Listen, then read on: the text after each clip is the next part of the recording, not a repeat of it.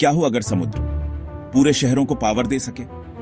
हर दिन खरबों गैलन पानी ज्वार के साथ ऊपर नीचे होता है। एक ऐसी ताकत जो इतनी अनुमानित, इतनी विशाल है कि यह वह क्लीन एनर्जी ब्रेक थ्रू हो सकती है जिसका हमें इंतजार था। यह साइंस फिक्शन नहीं है, यह अभी हो रहा है ओशन टरबाइन के साथ।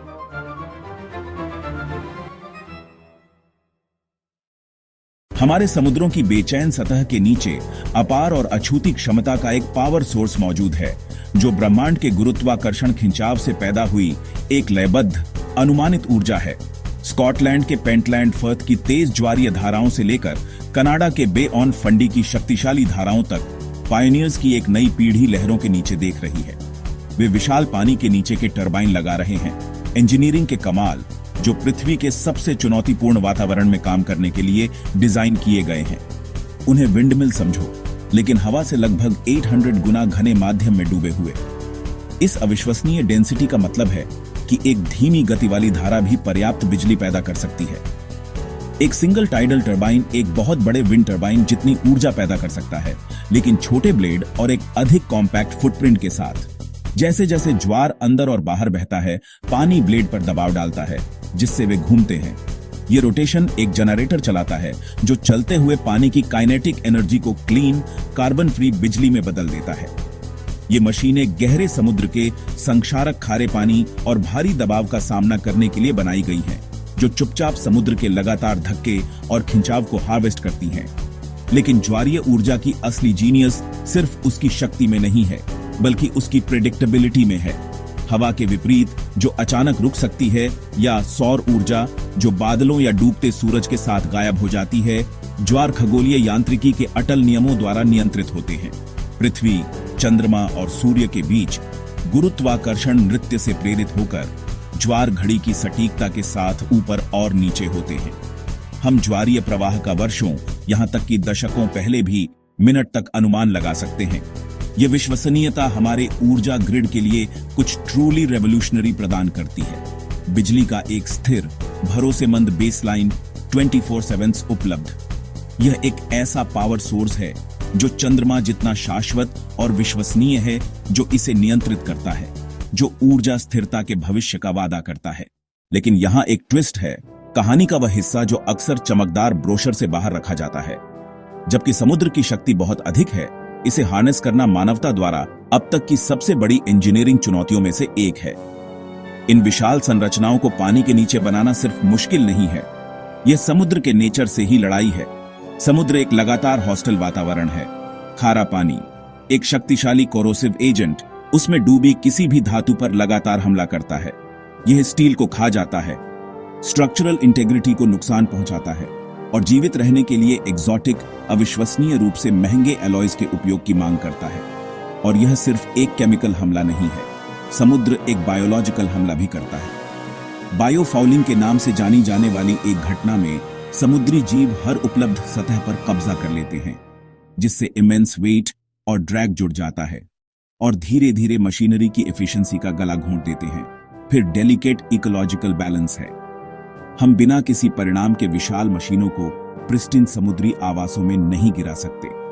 घूमते हुए ब्लेड, चाहे वे कितने भी धीमे क्यों न हों, उत्सुक सील, प्रवासी मछली और यहां तक कि मैजेस्टिक वेल्स के लिए संभावित जोखिम पैदा करते हैं।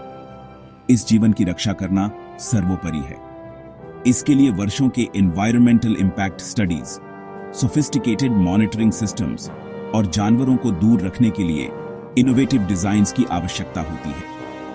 हर इंस्टॉलेशन हमारी ऊर्जा जरूरतों और गृह के स्टीवर्ड्स के रूप में हमारी जिम्मेदारी के बीच एक हाई स्टेक्स निगोशिएशन बन जाती है, और अंत में स्टैगरिंग कॉस्ट है। लॉजिस्टिक्स एक नाइटमेयर है। इन मल्टी टन बिहीमथ्स को सी बेड तक ले जाने और नीचे करने के लिए आपको specialised multi million dollar vessels की आवश्यकता होती है। अत्यधिक प्रशिक्षित कमर्शियल डाइवर्स और आरओवी पायलट्स की टीमों को फिर खतरनाक, तेज गति वाली धाराओं में काम करना पड़ता है ताकि उन्हें सुरक्षित और कनेक्ट किया जा सके। मेंटेनेंस और भी डॉन्टिंग है। एक साधारण रिपेयर जिसमें जमीन पर घंटों लगते हैं, समुद्र के तल पर एक मॉन्यूमेंटल, हफ्तों तक चलने वाला ऑपरेशन बन जाता है। यह बाधाओं की एक डॉन्टिंग लिस्ट है। यह आपको सोचने पर मजबूर करने के लिए काफी है कि क्या यह वर्थ इट भी है। फिर भी इन विशाल चुनौतियों के बावजूद दुनिया के लीडिंग एनर्जी एक्सपर्ट्स और इंजीनियर सिर्फ आशावादी नहीं है, वे निश्चित हैं। उनका मानना है कि ग्रह की सुलभ ज्वारीय क्षमता के सिर्फ 1/10वें हिस्से का उपयोग करना मानवता के लिए एक क्रांतिकारी लीप फॉरवर्ड होगा। वह अकेला हिस्सा 120 मिलियन से अधिक घरों को बिजली देने के लिए पर्याप्त बिजली पैदा कर सकता है। यह यूके और कनाडा की पूरी आबादी के बराबर है और सौर या पवन ऊर्जा के विपरीत यह पावर सोर्स पूरी तरह से प्रेडिक्टेबल है, आकाश में चंद्रमा जितना विश्वसनीय। ज्वार एक consistent dependable base load power प्रदान करते हैं जो हमारे ऊर्जा ग्रिड को स्थिर कर सकता है और हमें हमेशा के लिए फॉसिल फ्यूल से छुटकारा दिला सकता है। तो कल्पना कीजिए, दुनिया के महान कोस्टल शहर न्यूयॉर्क, लंदन, टोक्यो, शंघाई, उनकी आइकॉनिक स्काईलाइंस अब स्मॉग में नहीं ढकी होंगी बल्कि चमकदार और साफ होंगी, जो समुद्र के स्वच्छ लयबद्ध पल्स से संचालित होंगी।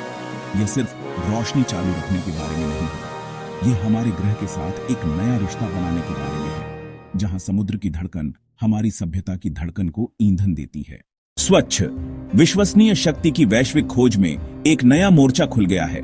हमारे महासागरों की विशाल अप्रयुक्त ऊर्जा। राष्ट्र अब ज्वारीय शक्ति में महारत हासिल करने के लिए एक उच्च दांव वाली दौड़ में है, एक ऐसी तकनीक जो हवा या सौर ऊर्जा से कहीं अधिक अनुमान और क्षमता का वादा करती है। सबसे आगे यूनाइटेड किंगडम है, जो शक्तिशाली तटीय धाराओं की अपनी अनूठी जियोग्राफी का लाभ उठा रहा है। स्कॉटलैंड के तट पर मेजेन परियोजना, दुनिया के सबसे बड़े ज्वारीय एरेज में से एक, पहले से ही चालू है। ये पानी के नीचे के जाइगांटिस ब्रिटिश इंजीनियरिंग का एक प्रमाण है, जो हजारों घरों के लिए ज्वार के लगातार धक्के और खिंचाव को स्वच्छ बिजली में बदलते हैं, कमर्शियल स्केल पर तकनीक को साबित करते हैं। पीछे न रहने के लिए चीन ने फॉर्मिडेबल एम्बिशन के साथ इस दौड़ में प्रवेश किया है।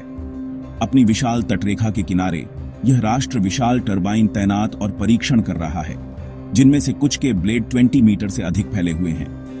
ऊर्जा की अतृप्त मांग और ग्रीन टेक्नोलॉजी में नेतृत्व करने के एक राष्ट्रीय जनादेश से प्रेरित होकर चीन की मैन्युफैक्चरिंग पावर पूरे उद्योग के लिए उत्पादन को नाटकीय रूप से बढ़ा सकती है और लागत कम कर सकती है। प्रतियोगिता भयंकर और वैश्विक है।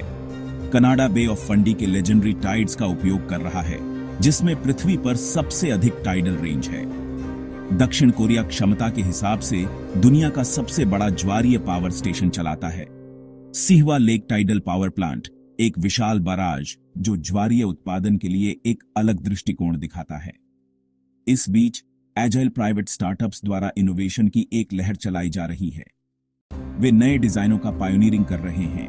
मछली की गति का अनुकरण करने वाले स्लीक बायोमाइमेटिक ब्लेड से लेकर एनवायरमेंटल इम्पैक्ट को कम करने के लिए एडवांस कंपोजिट मटेरियल्स तक, जो दशकों तक क्रशिंग प्रेशर्स और कोरोसिव सॉल्ट वाटर का सामना कर सकते हैं। यह सिर्फ एक इंजीनियरिंग चुनौती नहीं है, यह नई जियोपॉलिटिकल चेस बोर्ड है। जो राष्ट्र और कंपनियां यह दौड़ जीतेंगी, वे सिर्फ अपने शहरों को बिजली नहीं देंगी, वे ऊर्जा स्वतंत्रता सुरक्षित करेंगे, ग्राउंड ब्रेकिंग टेक्नोलॉजी निर्यात करेंगी और हमारे ग्रह के ऊर्जा भविष्य का अगला अध्याय लिखेंगी। महासागर वास्तव में रिन्यूएबल एनर्जी सुप्रीमेसी के लिए नया युद्ध क्षेत्र बन गए हैं। जैसे जैसे जलवायु परिवर्तन हमारे भविष्य को खतरे में डाल रहा है, इसका जवाब हमारे ऊपर नहीं बल्कि लहरों के नीचे हो सकता है। ओशन टरबाइन समुद्रों को स्वच्छ ऊर्जा का एक अनंत स्रोत बना सकते हैं। सवाल यह है, क्या हम समय रहते ज्वार को हार्नेस्ट कर पाएंगे या यह अवसर धाराओं के साथ बह जाएगा?